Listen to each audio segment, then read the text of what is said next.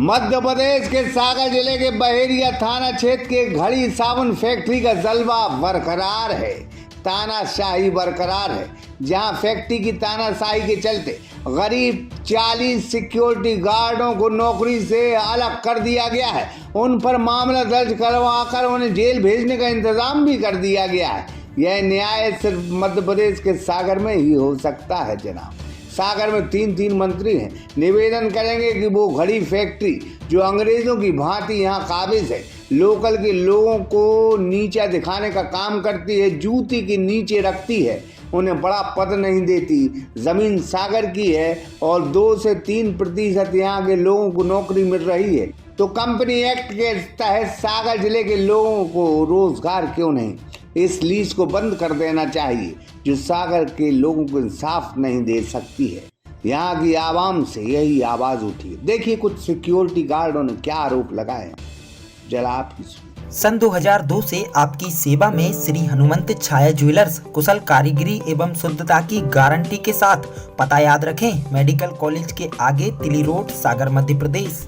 नमस्कार, मैं हूं ब्रह्मरथ दुबे। आप सागर एक्सप्रेस न्यूज के साथ हैं। बीते दिन मध्य प्रदेश के सागर के घड़ी साबुन फैक्ट्री में कुछ सिक्योरिटी गार्डों को इस वजह से अलग कर दिया गया था कि उन्होंने सिक्योरिटी गार्ड की नौकरी करते हुए हेड ऑफिस से शिकायत की थी कि यहाँ टैक्स चोरी हो रही है।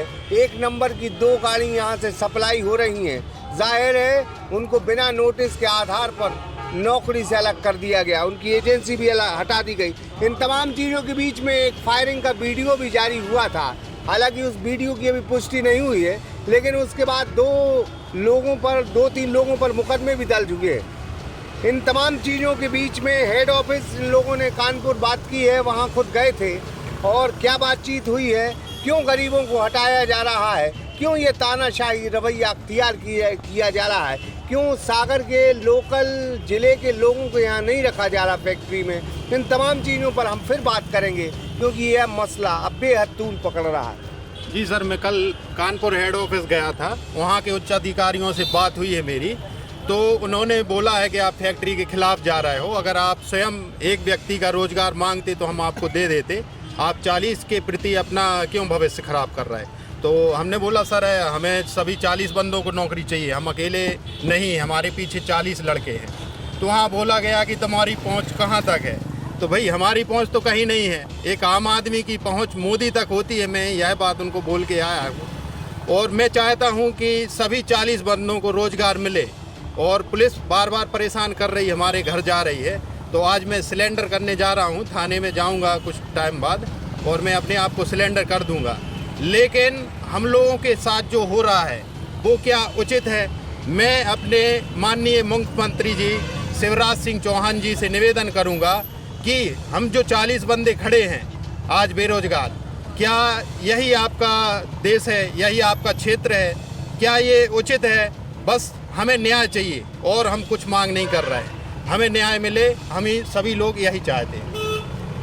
जो ये हम लोगों से 12-12 घंटे ड्यूटी कोरोना टाइम में हम लोगों ने 5 साल से जो सर्विस की है घड़ी RSPL में, तो 12-12 घंटे सर्विस दी है। क्या इसका मतलब प्रशासन है जो इसका आदेश देता है? सर, मैं मुख्यमंत्री श्रीमान शिवराज सिंह चौहान से यही निवेदन करता हूँ हम लोगों को न्याय मिले और जो गाड़ी का मैटर है इस पर भी कार्रवाई की जाए।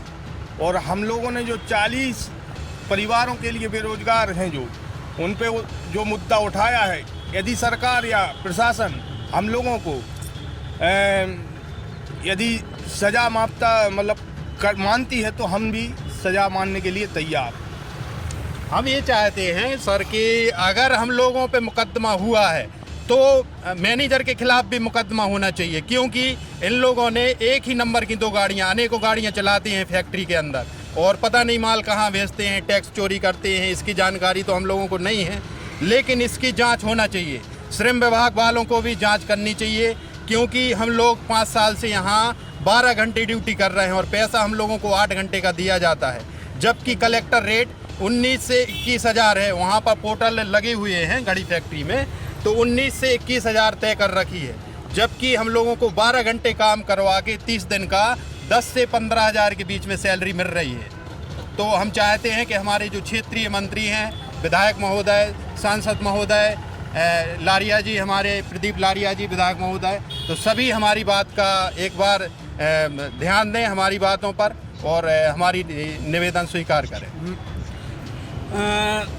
श्रम विभाग वाले आते हैं तो 8 घंटे की ड्यूटी का रजिस्टर बनवाते हैं मैनेजर साहब, और जे में 12 घंटे की ड्यूटी रहते हैं, सब लीपा पोती कर देते हैं। कुल मिला के हम लोग से 12 घंटे की ड्यूटी ले रहे हैं और 8 घंटे की दर्शाते हैं, और पूरी पेमेंट भी नहीं दे रहे हैं। जो शासन 40 लोगों को बाहर कर दिया। हाँ, पूरे लोग बाहर हो गए हैं। और कोरोना के टाइम पे जब नहीं लोकल दिखाना 10 किलोमीटर रहेगा आपके पास, अब चूंकि नौकरी चली गई, कोई रोजगार नहीं है, बेरोजगार हैं हम लोग, क्या करें। अब कोरोना के टाइम पे अब लोकल को नहीं ले रहे हैं। जब 10 किलोमीटर का भी बंदा लेने को तैयार थे, जब लोग हम मर रहे हैं, हमें भी कोरोना हो गया था। कोरोना टाइम पे ड्यूटी करते समय काफी लड़के कोरोना ग्रस्त हुए थे, कोरोना ग्रस्त हो गए थे। जब नहीं दिखाना उनको, जब लेते वो 80 किलोमीटर दूर के, अब क्यों, मतलब ये सब माहौल शांत हो गया है तो अब 80 किलोमीटर दूर के चाहिए। जी हम लोग सब बेरोजगार हैं, सब रोज, हाँ सब, सबकी नौकरी रातों रात हाँ हटा दिया गया। रातों रात हटा दिया।